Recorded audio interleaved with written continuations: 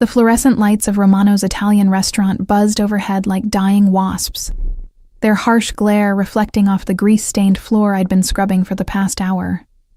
My knees ached, my back screamed, and the smell of burnt garlic and desperation clung to my uniform like a second skin.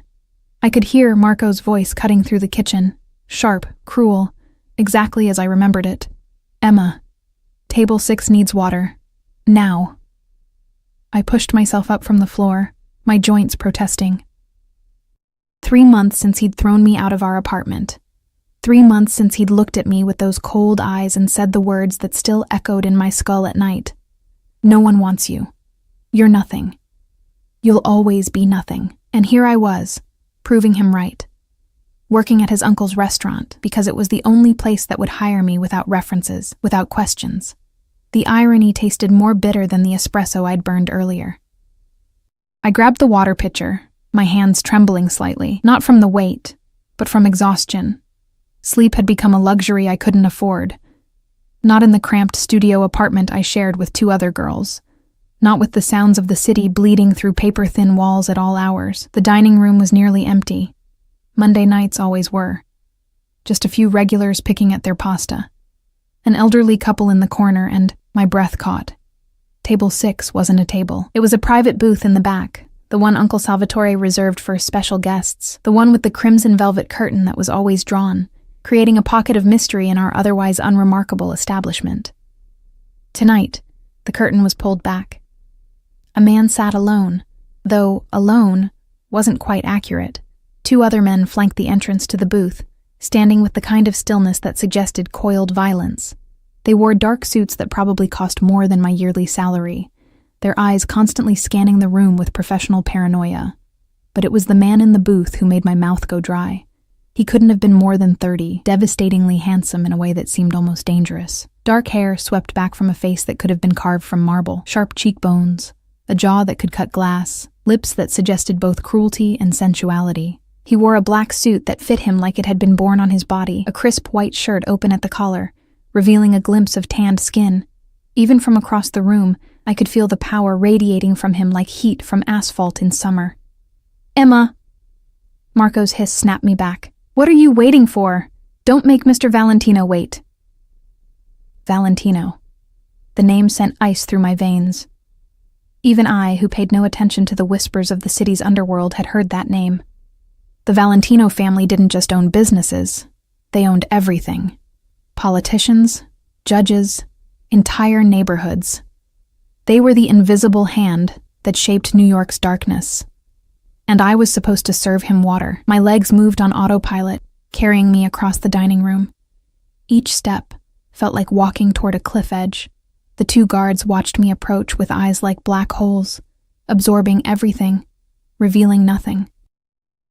One of them, bald, with a scar running from his temple to his jaw, held up a hand. Name and purpose. "Emma, I'm just bringing water." My voice came out smaller than I intended. The scarred guard's eyes traveled over me, assessing, dismissing. He nodded once, stepping aside just enough for me to pass. The space around the booth seemed to exist in a different atmosphere. The air was thicker here, charged with something I couldn't name. I could smell expensive cologne, cedar and something darker, something that reminded me of late nights and dangerous promises. "Your water, sir." I reached for his glass, my hand shaking just slightly. That's when it happened. The pitcher slipped. Not much, just enough for water to splash over the rim, cascading down in a crystal arc that seemed to move in slow motion. I watched in horror as it hit the table, the white tablecloth darkening instantly, the water spreading like a stain, like guilt, like consequence. Toward his lap. "Oh God, I lunged forward instinctively, napkins already in my hand, trying to stop the water before it reached him. My hand pressed against his thigh. The world stopped. His muscle tensed beneath my palm, solid, warm through the expensive fabric. I froze, suddenly aware of how close I was, how I was practically leaning over him, how my breath was coming in short gasps that had nothing to do with panic, and everything to do with the way he smelled, the way the heat radiated from his body. I looked up. His eyes were the color of midnight. So dark they were almost black, with flecks of something dangerous glittering in their depths. They fixed on me with an intensity that made my skin prickle, made every nerve ending come alive. His jaw tightened, a muscle jumping beneath the smooth skin. "I'm sorry," I whispered, pulling my hand back like I'd been burned. "I'm so sorry. I didn't mean—" "Don't move." His voice was velvet over steel, quiet but commanding. It wasn't a request. It was an order, delivered with the absolute certainty of someone who'd never been disobeyed. I stayed frozen, bent over his table, my hand still hovering near where it had been. I could feel my pulse hammering in my throat, could feel the weight of his gaze like a physical touch. He reached out slowly, deliberately, and my heart stopped. His fingers, long, elegant, with calluses that suggested he wasn't just a man who gave orders, wrapped around my wrist, not hard, but firm enough to make his point. "What's your name?" "Emma." It came out barely audible. "Emma Carter." "Emma." He repeated it like he was tasting it, rolling it around in his mouth. His thumb moved over my pulse point, and I knew he could feel how fast my heart was racing. "You're new here." It wasn't a question, but I answered anyway. 3 months. Something flickered in those dark eyes. Recognition, perhaps, or calculation. His grip on my wrist tightened fractionally, his thumb still moving in small circles that sent electricity shooting up my arm. "Look at me, Emma." I hadn't realized I'd dropped my gaze. I forced myself to meet his eyes again, and the intensity there nearly knocked me backward. He was looking at me like he could see through skin and bone, like he was cataloging every secret I'd ever kept. "You're shaking." I'm just tired, sir. And I'm sorry about the water. I'll pay for the dry cleaning. Nico." The guard with the scar appeared at my elbow so quickly I hadn't seen him move. "Boss, take her information. Name, address, phone number." His eyes never left mine. Everything. My stomach dropped. "Please," I said, "I'm sorry. I didn't mean to." "I know you didn't." His voice softened fractionally, though it remained as commanding as before. "But when someone touches what's mine, I need to know who they are." "What's mine?" The words hung in the air between us, heavy with implication. I opened my mouth to protest, to explain that I wasn't anyone's, that I was nobody, that Marco had made that abundantly clear. "Emma, what the hell are you doing?" Marco's voice cut through the moment like a knife. I jerked back, and Valentino's hand fell away from my wrist, though his eyes remained locked on mine for one more heartbeat. Marco rushed over, his face red with anger and fear. Mostly fear. He grabbed my arm, his fingers digging in hard enough to bruise. "I'm so sorry, Mr. Valentino." "She's new. She's clumsy. I'll have her removed immediately." "No." The single word stopped Marco mid-grovel. Valentino leaned back in his seat, his posture relaxed but his eyes sharp. "She stays. You go." Marco's mouth opened and closed like a fish. "But sir, I'm the manager. I should—" "You're hurting her arm." Valentino's voice dropped to a temperature that could freeze hell. "Let her go." Marco's hand sprang open like he'd been electrocuted. I stumbled back, rubbing my arm where his fingers had dug in. "Nico will take her information," Valentino continued, his eyes finally leaving me to fix on Marco. "Then she'll finish her shift, uninterrupted. Understood?" It wasn't a question. Marco nodded frantically, backing away with the kind of fear that came from knowing exactly who he was dealing with. I stood there, trembling, as Nico pulled out a small notebook. "Your address, Miss Carter." I recited it mechanically, my mind still trying to process what had just happened. When I finished, Nico nodded once and returned to his post. Valentino picked up his glass of wine, which I hadn't even noticed before, and took a slow sip, his eyes returning to me over the rim. "Emma," he said softly, "go finish your shift, but understand something." He set the glass down with deliberate care. "I don't forget faces, I don't forget names, and I never forget a debt. I don't owe you anything," I said, finding my voice though it shook. His lips curved into something that might have been a smile if it held any warmth. No. I owe you. For what? Spilling water on you? For being brave enough to touch me? His eyes glittered with something I couldn't identify. Most people aren't. He gestured toward the dining room. A clear dismissal. I backed away on unsteady legs, my skin still burning where he'd touched me, where I'd touched him. As I walked back toward the kitchen, I could feel his eyes on me, following my every movement. When I reached the door, I couldn't help but glance back. He was still watching me, his expression unreadable, one finger slowly circling the rim of his wineglass, and I knew, with a certainty that terrified me, that this wasn't over. The rest of my shift passed in a blur. Marco avoided me like I carried a plague, and Uncle Salvatore, who'd emerged from his office looking pale, told me to take the next day off with pay.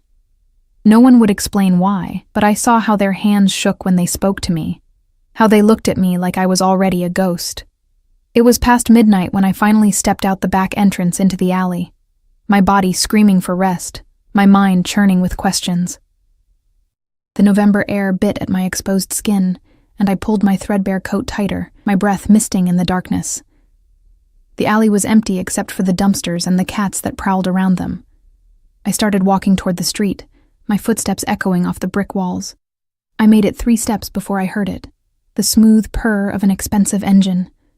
A black car pulled into the alley behind me, its headlights cutting through the darkness like searchlights. My heart leaped into my throat. I walked faster, my hand fumbling in my purse for the pepper spray I'd bought but never used. The car kept pace with me, gliding along like a predator stalking prey. I broke into a run. "Miss Carter." The voice came from the car, calm, professional. I recognized it. Nico, the scarred guard.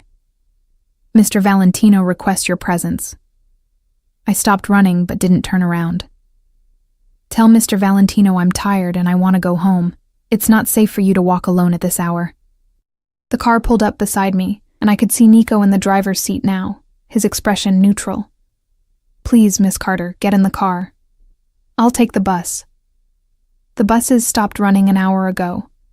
It's a 20-minute walk to your apartment through neighborhoods that aren't safe for anyone, let alone a woman alone at night." He was right, damn him.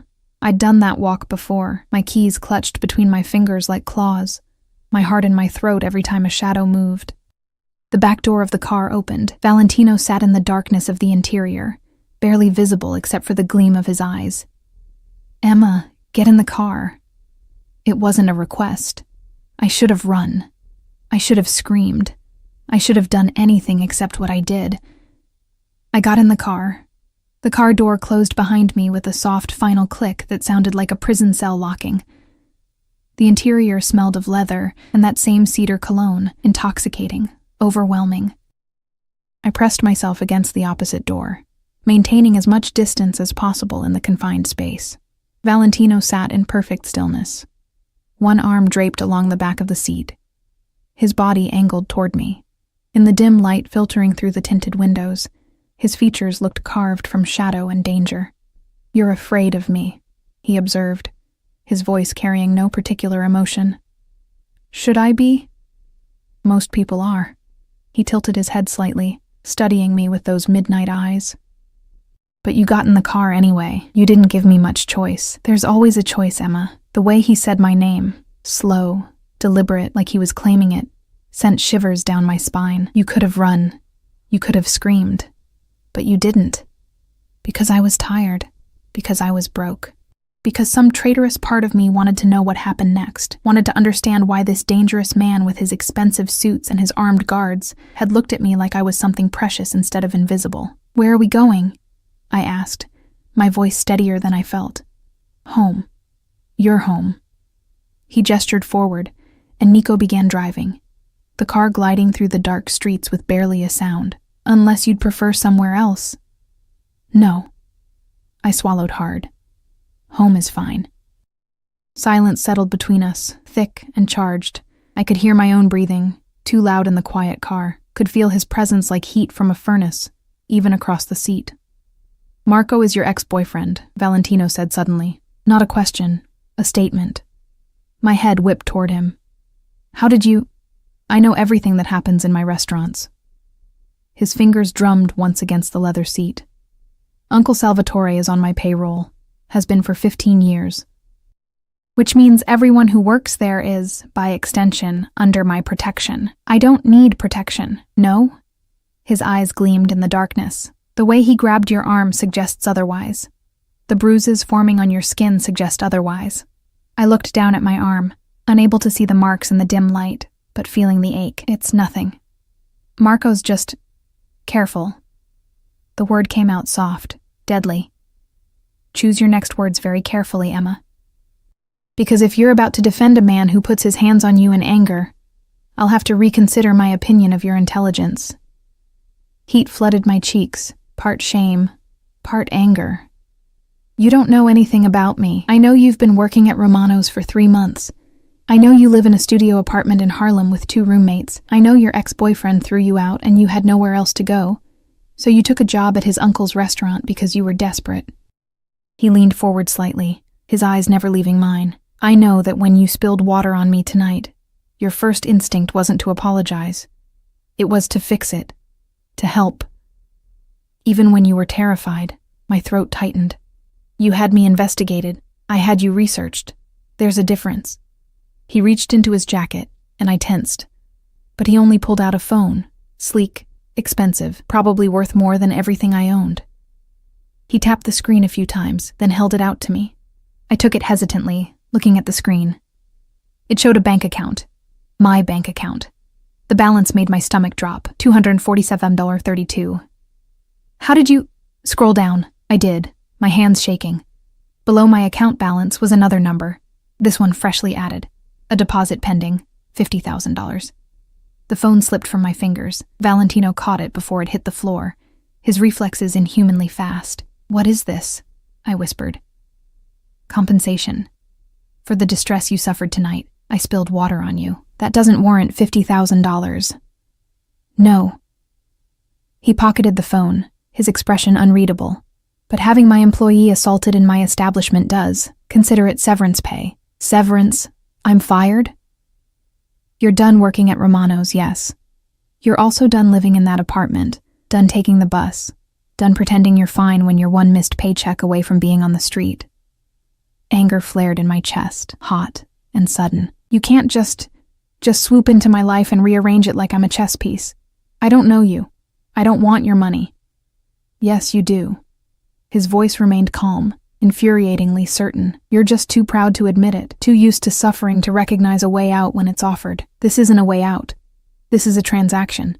And I don't know what you're buying, but I'm not for sale. The car stopped. I looked out the window and realized we were in front of my building, a rundown brownstone with broken steps and windows covered in grates. Valentino looked at the building, something dark crossing his features. You live here? Yes. On the 3rd floor. No elevator. Broken lock on the front door. Your bedroom window faces the fire escape, where 3 nights ago someone tried to break in. Ice flooded my veins. How could you possibly... Because I own this building, Emma. He turned those midnight eyes back to me. I own half the buildings in this neighborhood. And when my people told me one of my tenants had almost been assaulted, I wanted to know who dropped the ball on security.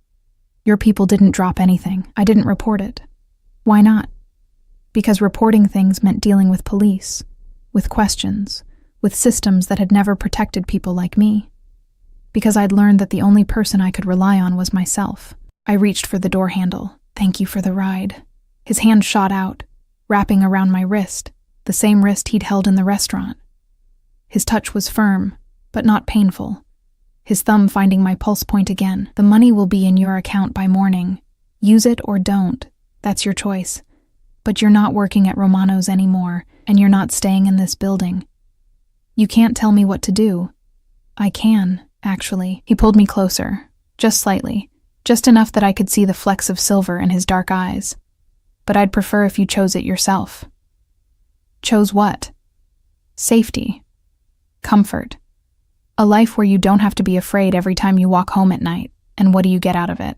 I asked, my voice barely above a whisper. His lips curved into something that might have been a smile. That depends on you.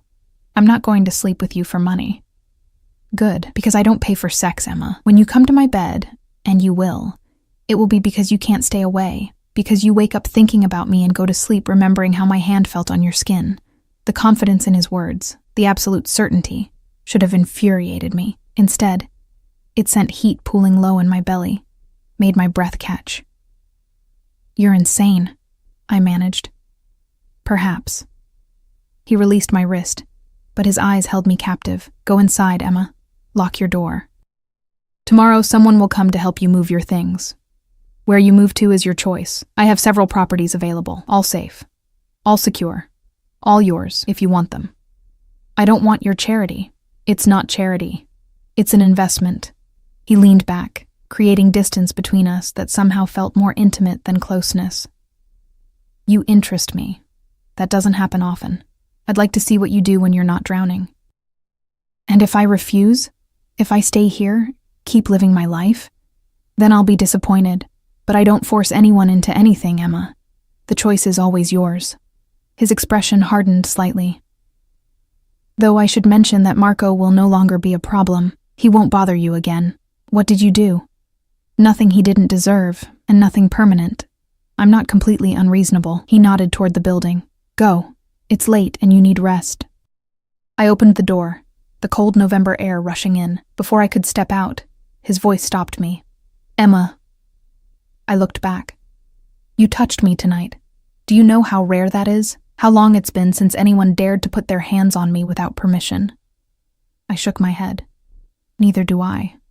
His eyes glittered in the darkness. But I remember every second of it. The way your hand felt against my leg, the way you looked at me when you realized what you'd done. The way you didn't pull away immediately. You froze, like you'd touched something burning and couldn't decide if the pain was worth it. My mouth went dry. Sleep well, Emma Carter. Dream of me if you're brave enough. I fled from the car, my heart pounding, his words echoing in my skull. Behind me, I heard the car door close, heard the engine purr to life.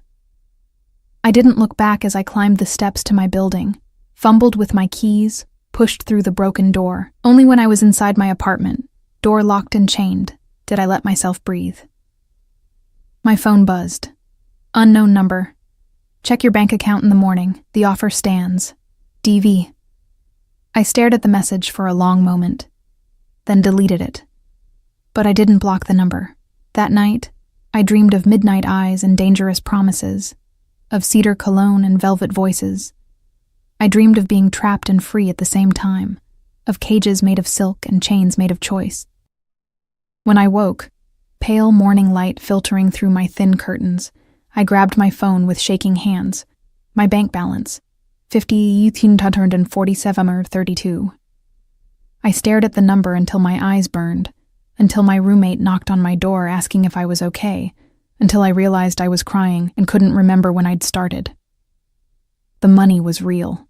The offer was real. Dante Valentino was real, and I had absolutely no idea what to do about any of it. By noon, I'd convinced myself it was all a fever dream. That I'd hallucinated the entire night. That no one like Dante Valentino would waste his time on someone like me. Marco had been right. No one wanted me.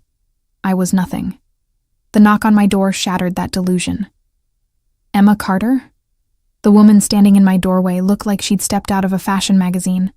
Perfectly tailored suit, immaculate hair, smile that didn't quite reach her eyes. My name is Gabriella Rossi. Mr. Valentino sent me. My stomach dropped.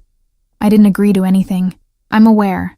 I'm simply here to present your options. She glanced past me into my tiny apartment, her expression carefully neutral. May I come in? What choice did I have? I stepped aside. Gabriella entered with the air of someone conducting a military inspection, her heels clicking on the worn linoleum. She set a leather briefcase on my kitchen table, which was really just a card table someone had left on the curb, and opened it with practiced efficiency. Mr. Valentino has arranged 3 properties for your consideration. She pulled out a tablet, swiping through images. The first is a 1-bedroom in Tribeca. Top floor, doorman, gym, rooftop access. Stop, I held up a hand. I can't afford any of this. All rent is covered for the first year. After that, we can discuss arrangements based on your employment situation. My employment. I don't have a job. He fired me. He ended your employment at Romano's, yes.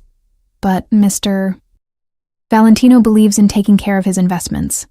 He has several positions available within his various enterprises, should you be interested.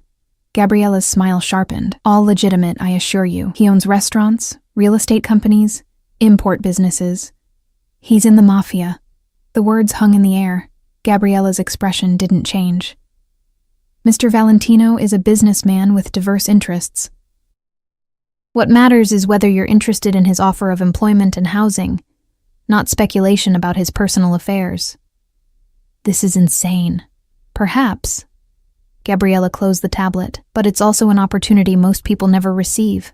Mr. Valentino doesn't extend his protection lightly, Miss Carter. The fact that he's doing so now suggests he sees something in you worth protecting. Or something worth owning. If that were true, you wouldn't have a choice in the matter, but you do. You can refuse all of this, keep living here, keep struggling, or you can accept help from someone who has the means to provide it. She leaned forward slightly. Tell me, Miss Carter, when was the last time someone offered you something without expecting you to debase yourself for it? Never. The answer rose unbidden. Marco had made sure I knew exactly what my worth was, had reminded me constantly that I should be grateful he'd ever looked at me twice. What does he really want? I whispered. I honestly don't know. Mr. Valentino doesn't confide in me about his personal motivations. But I've worked for him for 8 years, and I've never seen him take an interest in anyone like this. Gabriella's expression softened fractionally. Whatever his reasons, the offer is genuine, and you'd be a fool to refuse it out of pride. She left the tablet on the table, along with 3 key cards and a business card with her number. Take the day to think about it. Look at the properties. The addresses are in the tablet. Make your choice or don't, but understand that this offer won't last forever.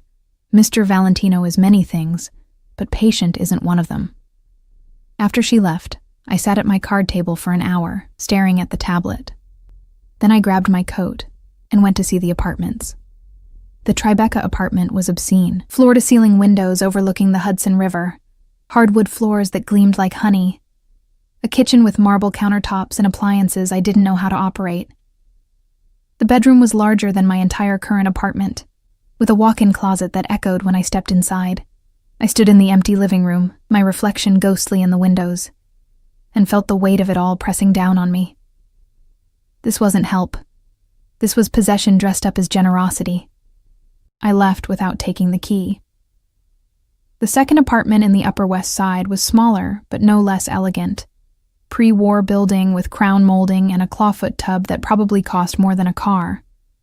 The doorman had tipped his hat to me like I belonged there, like I wasn't wearing a coat with a broken zipper and boots with worn-down heels. I couldn't breathe in that building, couldn't imagine walking through that lobby every day, pretending I deserved to be there. The third property wasn't an apartment at all.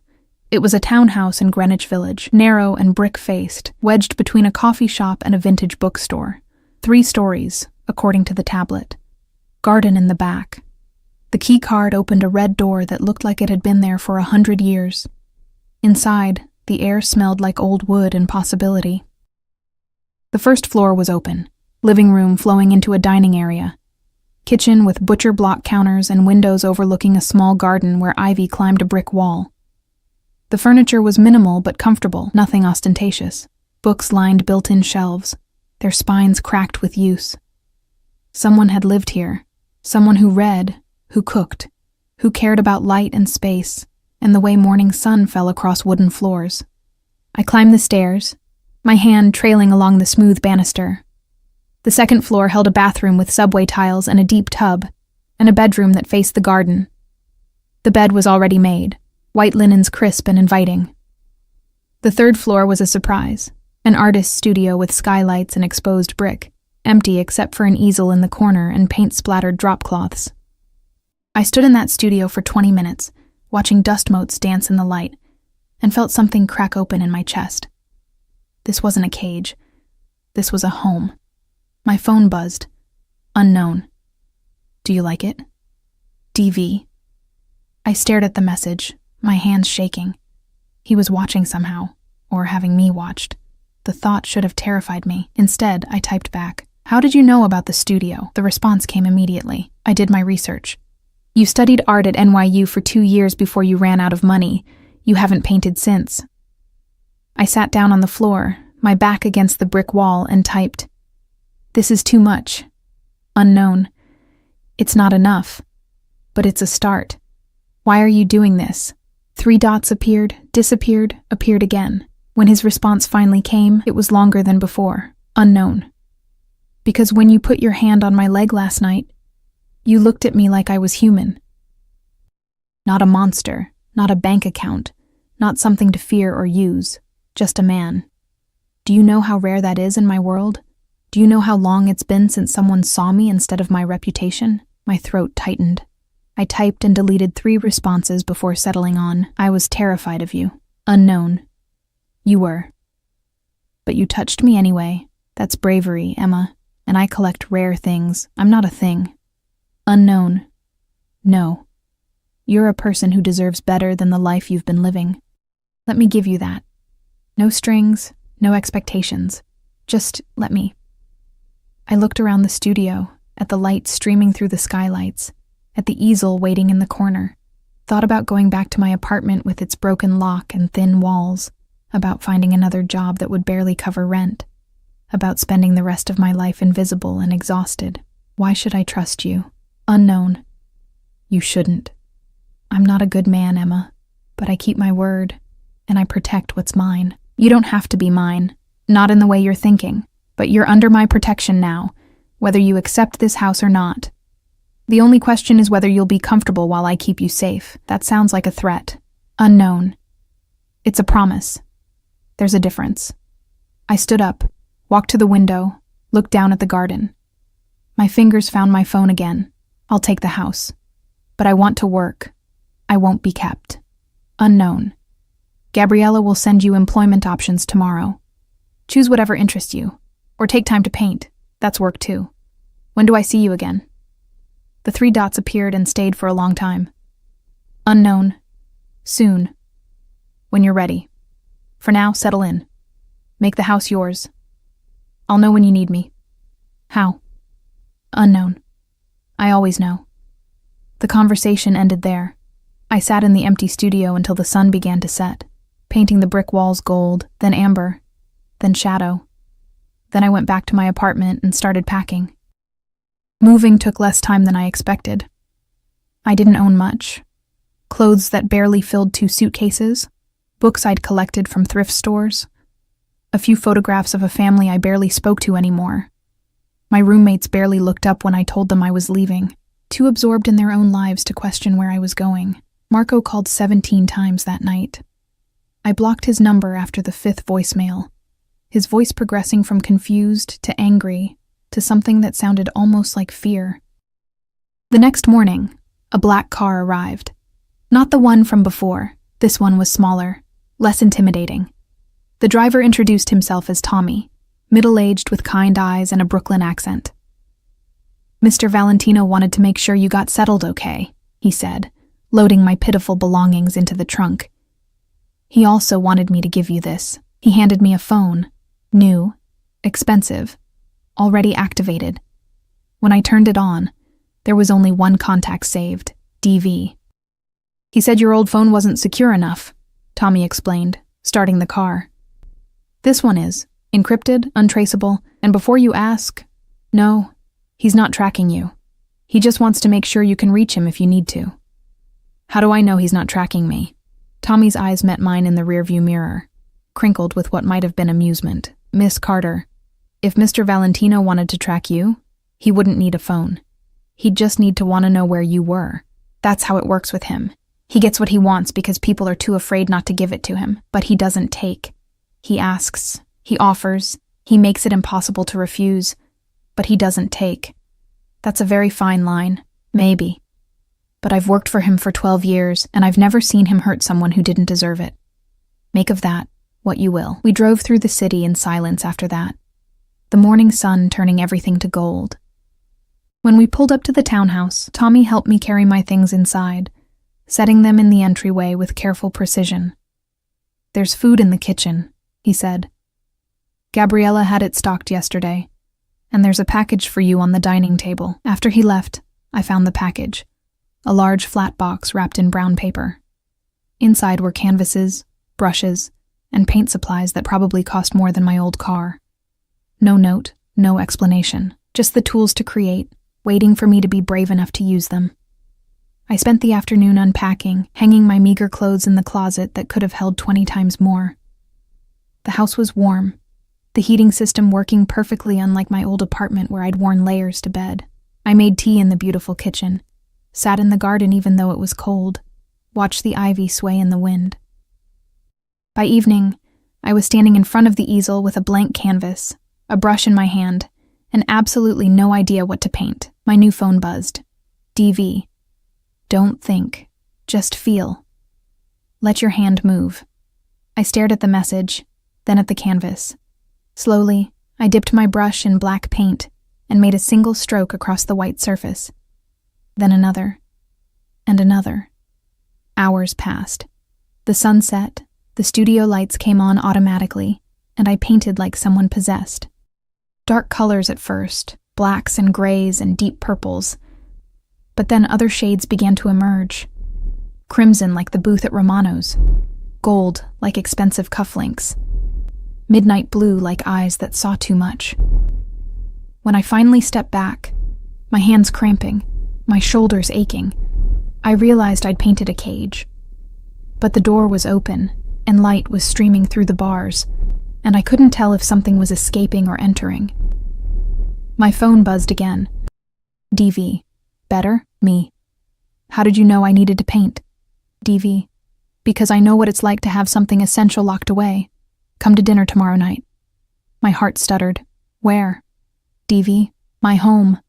Tommy will pick you up at 7. Dress however you're comfortable. What if I say no? DV. Then I'll be disappointed, but I'll respect your choice. I always do. I looked at the painting, at the open cage door, at the light that could have been freedom or imprisonment depending on how you looked at it. Me. Okay, but this doesn't mean anything. DV. It means you're brave enough to see where this goes.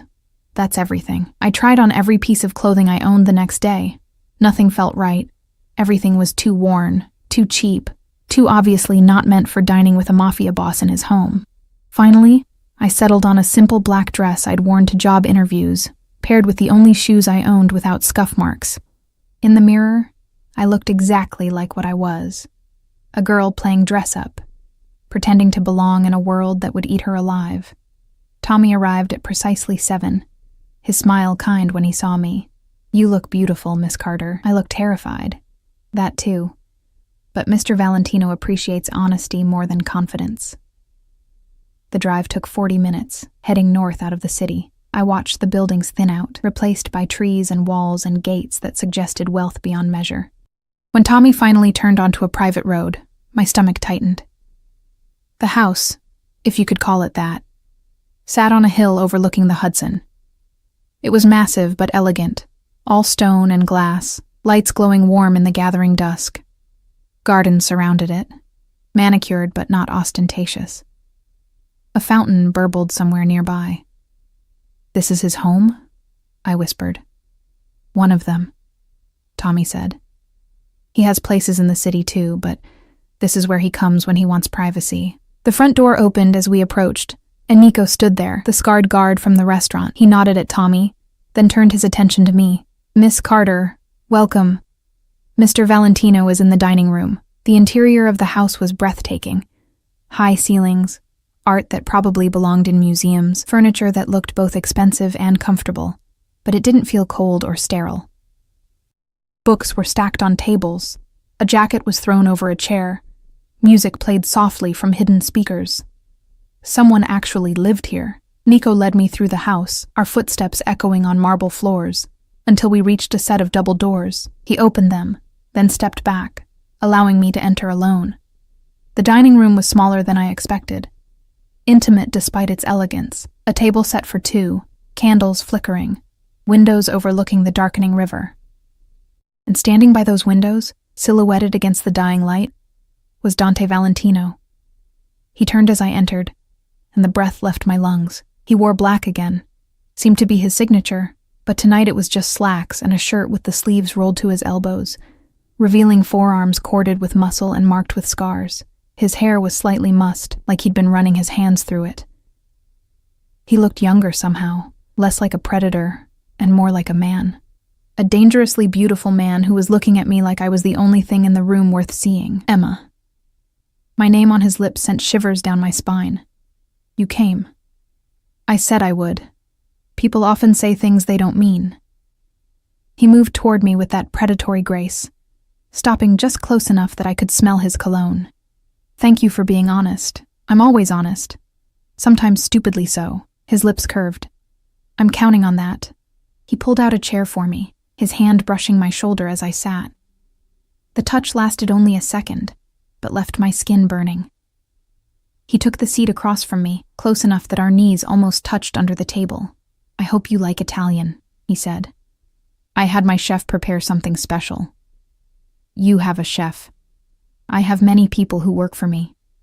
It's one of the perks of being who I am. He poured wine into my glass, the movement economical and practiced. But tonight, it's just us. No guards, no staff, just dinner and conversation. Nico is outside. Nico is always outside, but he won't disturb us unless the house is burning down. He raised his glass. To new beginnings. I lifted mine, our glasses chiming softly as they touched. The wine was probably worth more than I used to make in a month. You're nervous, he observed. Shouldn't I be? You're a dangerous man, and I'm sitting in your house, alone with you. If I wanted to hurt you, Emma, I wouldn't have bothered with dinner. His eyes glittered in the candlelight. When I take something, I don't need seduction. I just take. But with you, I find I want something different. What do you want? He set down his glass, leaning forward slightly. I want to know what you're thinking when you look at me like that. I want to understand why you paint cages with open doors. I want to watch you slowly realize that you're safe here, that you can breathe without looking over your shoulder. And then what? Then we see what happens when you stop being afraid and start being curious. His words hung between us, loaded with implication. Before I could respond, Nico appeared with the first course. Something delicate and beautifully plated that I couldn't identify. Eat. Dante said softly, let me take care of you, just for tonight.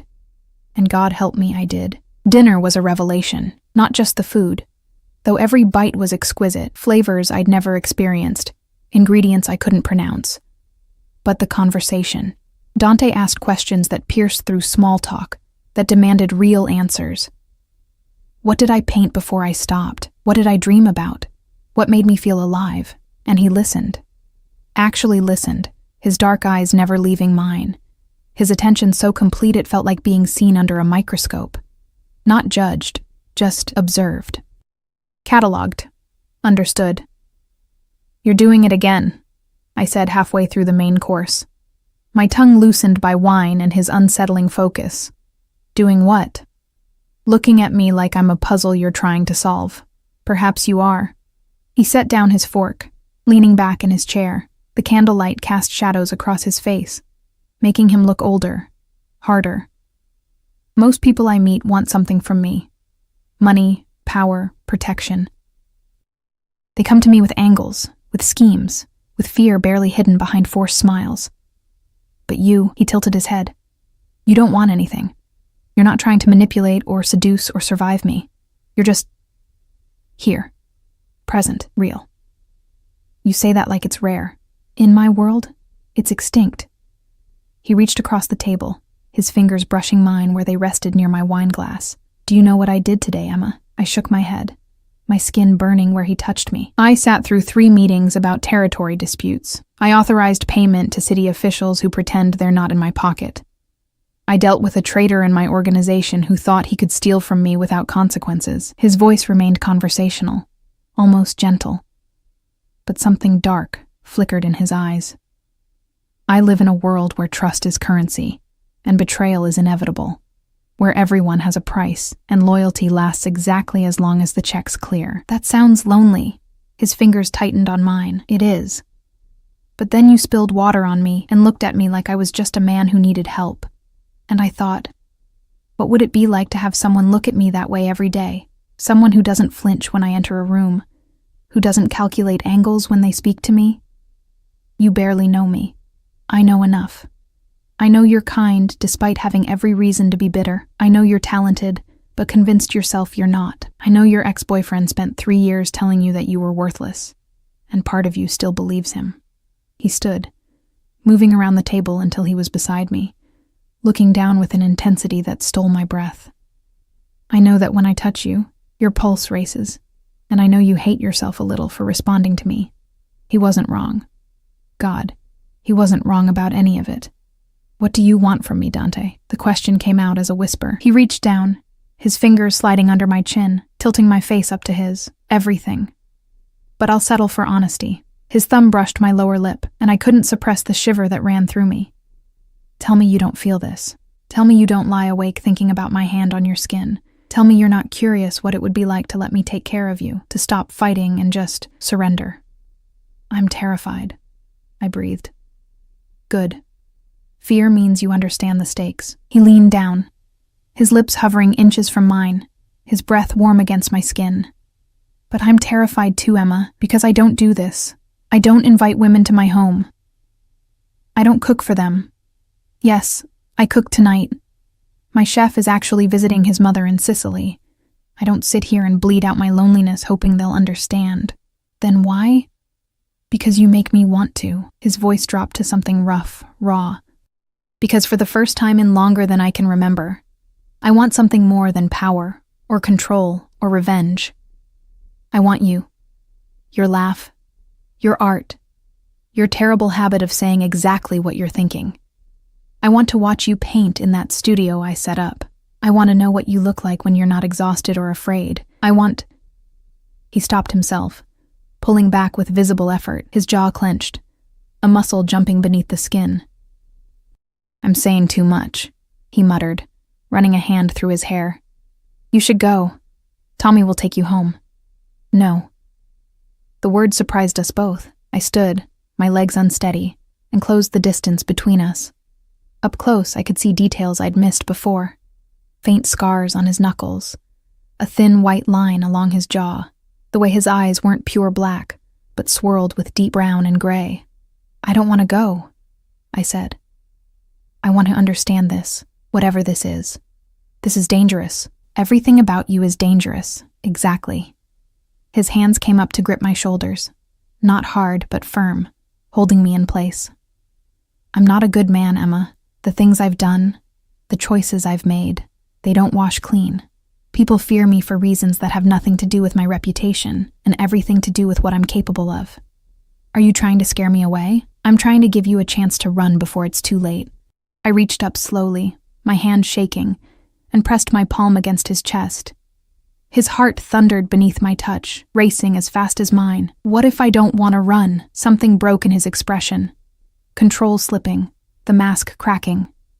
His hand slid from my shoulders to my face, cradling it like I was something precious and breakable. Then God help us both, he whispered, and kissed me. The world caught fire. His lips were soft but demanding, taking and giving simultaneously. One hand tangled in my hair, while the other pressed against the small of my back, pulling me flush against him. I could feel every hard line of his body, the coiled strength beneath expensive clothes, the heat radiating from his skin. I'd been kissed before. Marco had kissed me hundreds of times. Quick pecks, obligatory affection, mechanical motions that meant nothing. This wasn't that. This was consumption. This was being devoured and wanting more, drowning and gasping for air and not caring if I ever surfaced. When he finally pulled back, we were both breathing hard. His forehead rested against mine, his eyes closed, his hands still cradling my face. Emma, he breathed. Tell me to stop. No. Tell me this is insane, that it's too fast, that you need time. No. I opened my eyes, meeting his gaze when he looked at me. I spent 3 years playing it safe with someone who treated me like garbage. I'm tired of being careful. I'm tired of being afraid. You should be afraid of me. Maybe. But I'm more afraid of going back to who I was before you.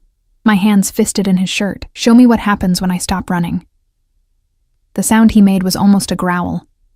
He kissed me again, Harder this time, less controlled. His hands roamed my back, my sides, learning the shape of me through my dress. When his lips moved to my neck, I gasped, my knees weakening. "Upstairs," he muttered against my skin. "Not here. You deserve better than being taken on a dining room table like... I don't care where." He pulled back, his eyes searching mine. "You're sure?" "I'm sure I want this. I'm sure I want you. Everything else..." I took a shaky breath. "Everything else we'll figure out." Something shifted in his expression. Possession mixed with something softer. Something that looked almost like relief. He lifted me like I weighed nothing, my legs wrapping around his waist instinctively. I could feel his arousal pressing against me, hard and insistent. He carried me through the house, taking stairs I barely registered, pushing through a door into a bedroom that was all shadows and moonlight. The bed was massive, covered in dark sheets that looked like midnight given form. He set me down gently, his hands immediately going to the zipper of my dress. "Last chance, Emma. After this, you're mine. Say no now, and Tommy will take you home, and we'll pretend this never happened." "I don't want to pretend." I reached up, starting to unbutton his shirt with trembling fingers. "I want to feel something real." His hands covered mine, stilling them. "This is real, too real, and tomorrow, you might hate me for it, or I might finally understand what I've been missing." He kissed me again, and this time there was no holding back. Clothes fell away, my dress pooling at my feet, his shirt sliding off shoulders marked with more scars than I'd expected. I traced them with my fingers, wanting to know the story of each one, but he caught my hand. "Don't," he said roughly. "They're not beautiful. They're reminders of every time I wasn't fast enough, smart enough, careful enough. They're proof you survived." I pulled my hand free and continued my exploration. "That's beautiful enough." He made that sound again, half growl, half groan, and bore me back onto the bed. His weight settled over me, solid and warm, his hands everywhere. When he paused to look at me, sprawled beneath him in nothing but my underwear, something fierce crossed his face. "Mine," he said softly. "Say it." "I'm not..." "Say it anyway, just for tonight. Let me have this." "Yours," I whispered, and watched his eyes go dark with want. What followed was both gentle and consuming. He took his time, learning every inch of my skin, finding places that made me gasp, made me arch into his touch. When he finally settled between my legs, his eyes locked on mine, I felt split open in the best possible way. "Stay with me," he commanded, his voice rough. "Don't close your eyes. Let me see you." So I did. I watched his face as he moved inside me, watched control slip away, watched the dangerous Mafia boss become just a man desperate for connection. His hand found mine, fingers interlacing, pinning my arm above my head, not aggressive, but claiming, possessive. When I shattered, his name on my lips, he followed moments later, his face buried in my neck, my name a prayer against my skin. Afterward, we lay tangled together, sweat cooling on our skin, heart slowly returning to normal. His hand traced patterns on my back, idle, soothing. "Stay tonight," he murmured into my hair. "Let me keep you here, safe, just for a few hours." I felt him smile Okay. against my temple. That was easier than expected. I'm tired of fighting everything. I turned in his arms, meeting his eyes in the darkness. "But Dante, this doesn't mean I'm yours. Not really. Not in the way you want. I know." His hand cupped my face, thumb stroking my cheekbone. "But you're here now. You let me touch you, taste you, hold you. That's enough. For now. And tomorrow? Tomorrow we figure out what this is.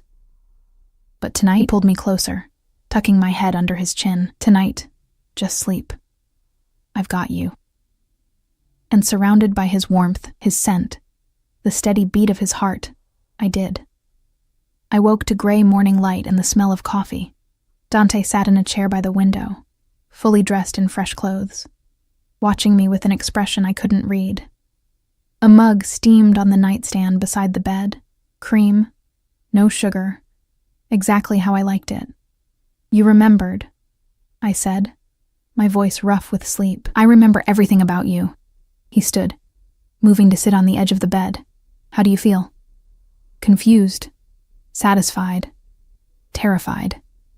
I sat up, clutching the sheet to my chest. Normal? His lips curved. There's nothing normal about this, but I'll take confused and terrified over regretful. I don't regret it. I took the coffee, grateful for something to do with my hands. But I don't know what happens now. Now, we figure out how to navigate this. You, me, the complications that come with being in my life. He reached out, tucking a strand of hair behind my ear. But first, I need to tell you something. My stomach dropped at his tone. What? Your ex-boyfriend, Marco. His jaw tightened. He's been asking around about you, trying to find out where you live now, who's protecting you. My people have kept him away, but he's persistent. He's harmless. Just bitter that I left. No. Dante's voice hardened. He's dangerous because he's desperate. And desperate men do stupid things. I need you to promise me something, Emma. What? Don't go anywhere without Tommy or one of my other drivers. Don't answer the door unless you know who it is. And if Marco contacts you in any way, you tell me immediately. You're scaring me. Good. You should be scared. Not of me, of men like Marco who think they own women just because they slept with them. His hand gripped mine. I won't let him near you, but I need you to be smart about this. Okay, I squeezed his hand back. I promise. He studied me for a long moment, then nodded. Tommy's waiting downstairs. He'll take you home. Home, I repeated, to the townhouse you gave me. Yes. Where I'll paint in the studio you set up, eat food you paid for, sleep in a bed you provided. His expression didn't change. Yes. And last night? What was that? That was me being selfish, taking something I wanted and pretending it wouldn't complicate everything. He stood, creating distance. But it doesn't change the fundamentals. You need protection. I can provide it. What happened between us? He paused. That can be whatever you want it to be. And what do you want it to be? Everything. The word came out raw, honest. But I'll settle for knowing you're safe. I set down the coffee and stood, wrapping the sheet around myself toga style. I should go. Emma? No, it's fine. It's a lot. I need to think. I gathered my dress from the floor, my hands shaking slightly. Thank you for dinner. And for everything else. He watched me dress with those midnight eyes, saying nothing, his jaw clenched tight. When I finished, he walked me downstairs in silence, his hand occasionally brushing the small of my back. Possessive even in restraint, Tommy waited by the car, his expression carefully neutral. Dante opened the door for me, then caught my wrist before I could climb in. I meant what I said last night, he murmured, low enough that Tommy couldn't hear. You're mine, Emma. Whether you accept it or not, and I protect what's mine. That sounds like a promise, not a threat. There's a difference. He released me, stepping back. Go home. Paint. Live your life. But know that I'm watching, always, making sure you're safe. The drive back to the city felt endless. Tommy didn't try to make conversation, for which I was grateful. I stared out the window, watching the sunrise paint the sky in shades of pink and gold, and wondered what the hell I'd gotten myself into. When we pulled up to the townhouse, Tommy turned in his seat. Miss Carter?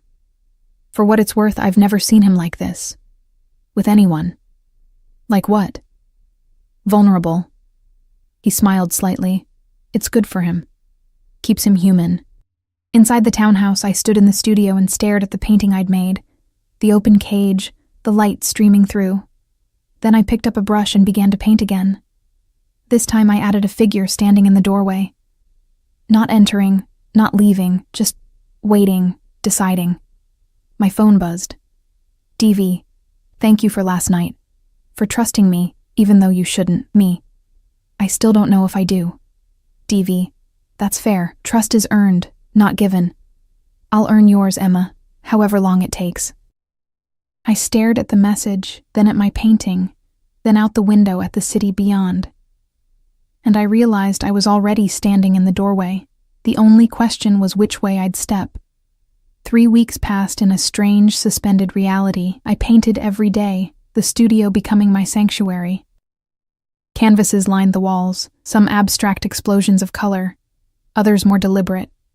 A man's hands cradling a broken bird, shadows that looked like wings or cages depending on the angle, a woman standing at the edge of a cliff, with her arms spread wide. Dante didn't visit, didn't call except for brief check-ins that felt more like surveillance than conversation. Are you eating? Sleeping? Safe? Always safe. Like the word itself could protect me from whatever darkness lived in his world. But his presence was everywhere. Fresh flowers appeared on my doorstep every Monday. Groceries materialized in my kitchen before I realized I needed them. Once, I came home to find my broken laptop replaced with a new one, my old files already transferred.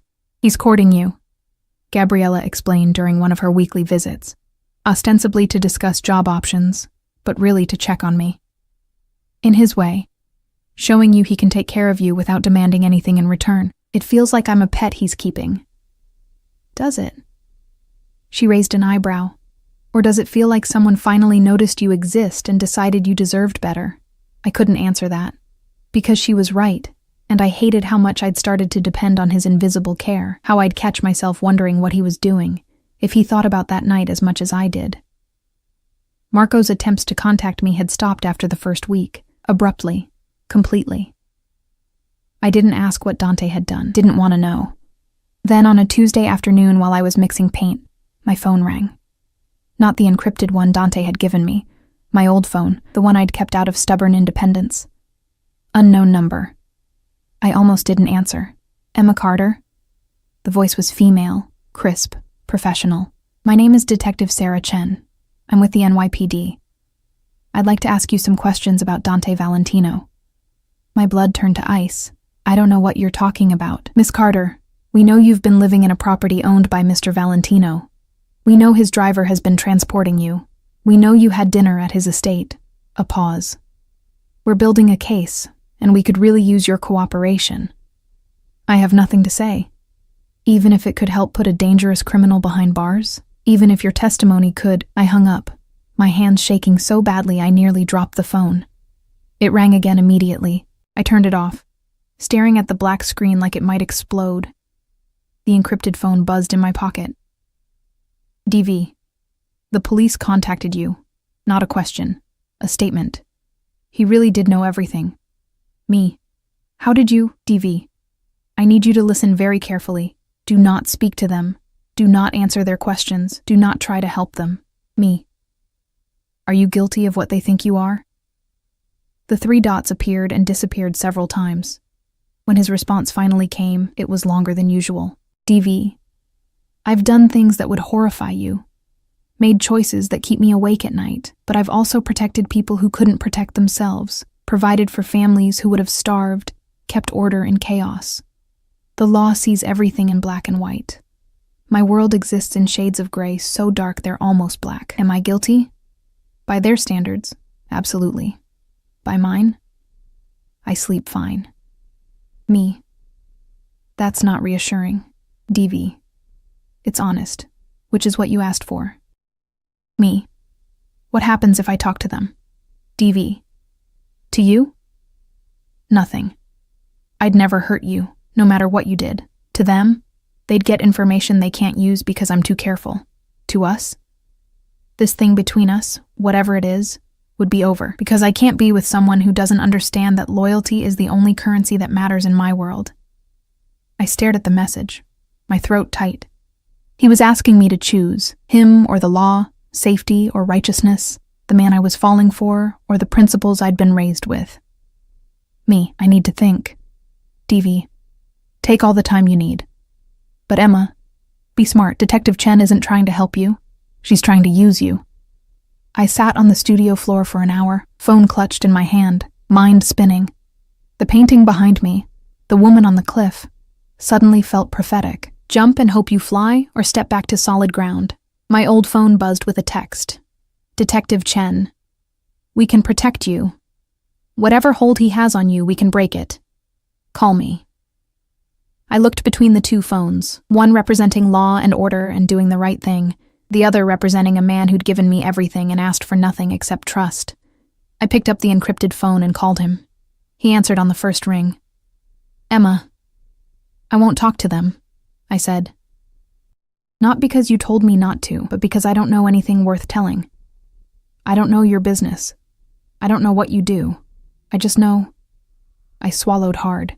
I know you've been kinder to me than anyone else in my life, and that has to count for something. Silence. Then, where are you? Home. The townhouse. Stay there. I'm coming to you. Dante, 20 minutes. Please, Emma. Just wait for me. He hung up before I could respond. He arrived in 15. I heard the car pull up, heard his footsteps on the stairs. Quick. Urgent. The door opened without a knock, and suddenly he was there, filling the studio with his presence. He looked different, disheveled. His hair was a mess, like he'd been running his hands through it, his shirt wrinkled, his eyes wild with something I couldn't name. You stayed, he said. You asked me to. You could have run. Could have called Detective Chen back. Could have... He crossed the room in 3 strides, his hands cupping my face. Do you understand what you just did? What choosing me means? I didn't choose you. I chose to not betray you. There's a difference. No. His forehead pressed against mine, his breath ragged. There isn't. Not in my world. You picked a side, Emma.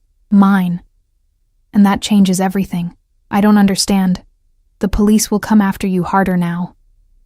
They'll investigate you, dig into your life, try to find leverage. You'll be photographed, followed, questioned. Your name will be in files, connected to mine. You can't take that back. Fear spiked through me. You said I'd be safe. You will be. I'll make sure of it. But safe doesn't mean untouched. Doesn't mean your life won't change. Doesn't mean... He pulled back, his eyes searching mine. I need you to be sure, right now, before this goes any further. Because once you're marked as mine, that's permanent. Other families will see you as leverage. My enemies will see you as a target. The police will see you as an accomplice. Then why did you ask me to choose? Because I'm selfish. His voice broke slightly. Because I've spent 3 weeks trying to stay away from you, trying to give you space, trying to convince myself that you'd be better off without me. But then they came after you and I realized, I can't let you go. Won't. Even knowing it puts you in danger. Even knowing I'm destroying any chance you had at a normal life. Maybe I don't want normal. I reached up, covering his hands with mine. Maybe I'm tired of being invisible, of being safe and small and insignificant. Maybe I want to matter, even if it's dangerous. You matter to me, he said it fiercely. More than anything. More than business. More than territory. More than any of it. And that terrifies me, because I've never had something to lose before. Never had someone I couldn't bear to see hurt. Then don't hurt me. I pulled his hands down, holding them between us. Don't lie to me. Don't hide from me. Let me see all of it. The good, the bad, the parts that would horrify me. Let me choose with full knowledge. He studied me for a long moment, something shifting behind his eyes. Then he stepped back, rolling up his sleeves to reveal more scars, some old and faded, others newer. I got this one when I was 16, he said, pointing to a jagged line on his forearm. First knife fight. I won, but barely. This one. He touched his ribs. Bullet. 3 years ago. Rival family tried to take me out during a meeting, killed 2 of my men. I survived because Nico threw himself in front of me. I listened as he cataloged his scars, each one a story of violence, of choices made in darkness. When he finished, he looked at me with something raw in his expression. I've killed people, Emma. Not randomly, not cruelly, but I've ended lives. I've ordered deaths. I've done things that would make you look at me differently if you knew the details. The man you slept with, the man you're protecting, he's built on bones and blood and decisions most people couldn't live with. Are you trying to make me leave? I'm trying to give you the truth. He stepped closer again, before you decide if you can live with it. Because once you're truly mine, not just in my bed, Not just in my protection, but in my life. There's no going back. You'll be part of this world, forever. I looked at him, this beautiful, dangerous man who'd given me a home, space to create, safety I'd never known, who'd respected my boundaries while clearly dying to cross them, who was now offering me honesty, even though it might drive me away. I'm already part of it, I said softly. The moment I got in your car that first night, the moment I accepted the townhouse, the moment I let you touch me, I crossed over. Maybe I was naive not to see it, but I see it now. And I'm still here. Emma. I'm not saying I'm okay with everything you've done. I don't even know what all of it is, but I'm saying that I see you, really see you, and I'm not running. Not yet.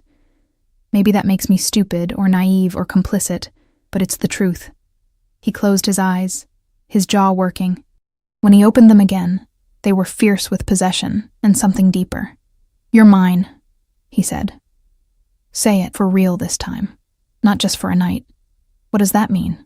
What are you asking? Everything. Move in with me. Let me take care of you properly. Be with me, publicly, knowing what it means. He paused, vulnerable in a way I'd never seen. Let me love you, if you'll let me. The world tilted. Love? I've been falling since you touched my leg and looked at me like I was human. Falling harder every time you paint something beautiful. Every time you stand up to me, every time you choose honesty over safety. He reached for me slowly, giving me time to pull away. I don't know how to do this gently, how to be normal or patient or anything other than obsessed, but I know I want you beside me, always. I know I'll burn down the world before I let anyone hurt you. I know. I kissed him, rose on my toes and pressed my lips to his, cutting off his words with action. He froze for a heartbeat, then hauled me against him with a groan, his arms banding around me like he was trying to absorb me into his skin. When we broke apart, both breathless, I said, yes. Yes. Yes to moving in. Yes to being yours. Yes to whatever this insane, dangerous thing is. I gripped his shirt. But Dante, if you ever lie to me, if you ever make me a pawn in your games, if you ever treat me like property instead of a person, I'm gone. I don't care how much you've given me or how much I feel for you. Are we clear?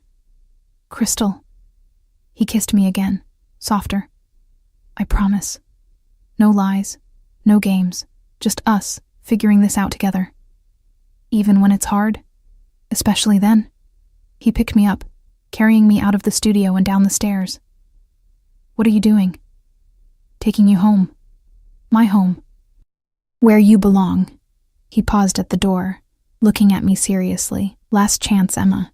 Walk away now, and I'll let you go. I'll keep you safe from a distance. Make sure the police leave you alone, but I'll stay out of your life, or come with me and accept everything that means. The danger, the scrutiny, the fact that you're choosing a criminal over a normal life. I looked back at the townhouse, at the studio where I'd rediscovered myself, at the space he'd given me to heal. Then I looked at him, at the man behind the monster, at the loneliness and longing he tried so hard to hide. Take me home, I said. 6 months later, I stood in the garden of Dante's estate, paint on my hands, sun on my face. The exhibition had been a success.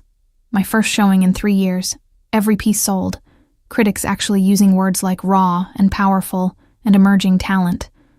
But the best part was standing behind me, arms wrapped around my waist, chin resting on my shoulder. I'm proud of you, Dante murmured against my ear. You've said that 5 times today. I'll say it 500 more. You're brilliant, and the world is finally seeing it. I leaned back against him, safe in his embrace. It hadn't been easy. The adjustment to his world, the learning curve of existing in darkness. The press had been vicious when photos of us surfaced.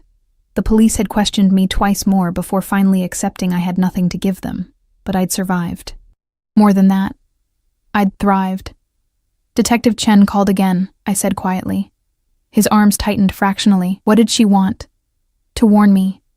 Said new evidence is coming. Said I should distance myself while I still can. I turned in his arms, meeting his eyes. I hung up on her. You don't have to protect me, Emma. If you want out, I don't. I cupped his face, feeling the familiar rasp of stubble. I'm exactly where I want to be. With you. Always. Something shifted in his expression. Relief mixed with love, mixed with that possessive need that never quite faded. Even knowing what's coming, the investigation, the trials, the possibility that we'll face it together, whatever comes. I smiled. You've given me everything, Dante. A home. My art back. Myself back. You think I'm going to abandon you the first time things get hard? Most people would. I'm not most people. You should know that by now. He kissed me. Deep. Claiming. Full of promise. When he pulled back, his eyes glittered with emotion. Marry me. I blinked. What? Marry me. Be my wife. Let me give you my name, my protection, everything I have. He smiled slightly. I know it's fast. I know we should probably wait. But I've never been patient. And I don't want to waste time pretending I'll ever want anyone else. That's the least romantic proposal I've ever heard. Would you prefer I get on one knee, recite poetry? I'll do it, if that's what you want. I'll do anything. Yes. He stopped mid-sentence. Yes? Yes, I'll marry you. Yes, I want your name. Yes to all of it. I laughed at his stunned expression. Did you think I'd say no? I thought you'd want time to think about it. To consider the implications, I've been considering the implications since the night I got in your car. Since you looked at me like I mattered. Since you gave me space to find myself and then welcomed me home. I pressed my hand over his heart, feeling it thunder. I love you, Dante Valentino, with full knowledge of who you are, what you've done, and what being yours means. I love you anyway. He crushed me against him, his face buried in my hair, his body shaking slightly. When he spoke, his voice was rough with emotion. I don't deserve you. Will never deserve you. But I'll spend every day trying to be worthy of this gift. Just love me. That's all I need. Always, he promised. Forever, no matter what comes. And standing in his garden, wrapped in his arms, I finally understood what the painting had meant. The cage with the open door, the light streaming through. Freedom wasn't about escaping. It was about choosing where you belonged. And I belonged here, with him, in the darkness and the light. Nico appeared at the garden door, clearing his throat. Boss? The Attorney General is on the phone. Says it's urgent. Dante's arms tightened around me for a moment before releasing. Tell him I'll call back. He says it can't wait. I stepped back, squeezing Dante's hand. Go, I'll be here. Promise? Always. He kissed my forehead, lingering for a moment, then headed inside. I watched him go. This powerful man who'd chosen me, who'd given me everything, and asked only for my love in return. My phone buzzed. A text from Gabriella. Congratulations on the exhibition. And on the other thing, he asked me to find rings 2 months ago. Welcome to the family. I smiled, looking at the garden, at the house that had become home, at the life I'd built from nothing. Marco had been right about one thing. The girl I'd been. The one he'd thrown away. No one had wanted her, but the woman I'd become, the one who'd faced her fears and chosen love over safety, she was wanted, loved, cherished, and that made all the difference. Epilogue. 1 year later, I stood in front of a canvas in our bedroom. Dante insisted I have studios in every property, working on a new piece. This one was different from the others. Softer, hopeful. A man and a woman, their silhouettes intertwined, standing in a doorway, not trapped, not escaping. Just existing together, 2 halves of a complicated whole. Arms wrapped around me from behind, familiar and warm. Another masterpiece. It's not finished. It's perfect. Dante's hand splayed across my still flat stomach. Like everything you create, I covered his hand with mine, marveling at the life growing inside me. Unplanned, but not unwanted. A future I'd never imagined, built with a man I'd never expected to meet. Are you scared? I asked quietly. Terrified. What if I'm like my father? What if I pass on this darkness, this violence? You won't. I turned in his arms, looking up at the man I'd married 6 months ago in a private ceremony with only his most trusted people present. You know why? Because you're asking the question. Because you care enough to worry. That's what makes you different. His eyes searched mine, that midnight gaze that still made my heart race.